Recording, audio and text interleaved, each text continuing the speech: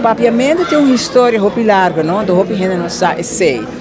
Como que nunca papiamento não estava na escola, nenhum gente não estava interessado para trazer a história do papiamento da escola. E tem pouco conhecimento de sei também.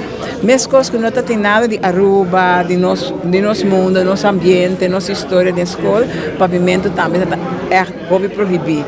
Porque hobby, a tarde hobby, para investigação tocante papiamento bindilante. Então, tem investigação e botar essa marcha hobby coisa. Por exemplo, hobby gente bisa se papiamento não estava um idioma escrevi.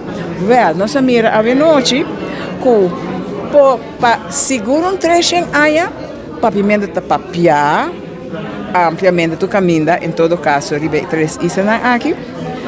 E tem pelo menos 250 anos que o papiamento está escrevi. Então, essa é a prova que estava vivo, que estava desarrollado, que era desarrollado, mas coisas que tu outro idioma.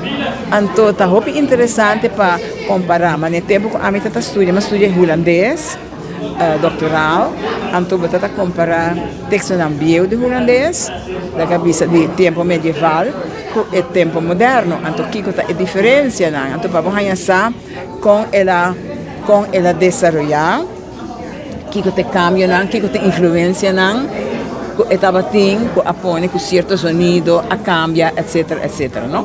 Então, para papiamento nós passamos mesmo coisa. Então, o texto aqui está prova que nós vai hobby profundo e hobby leu com papiamento.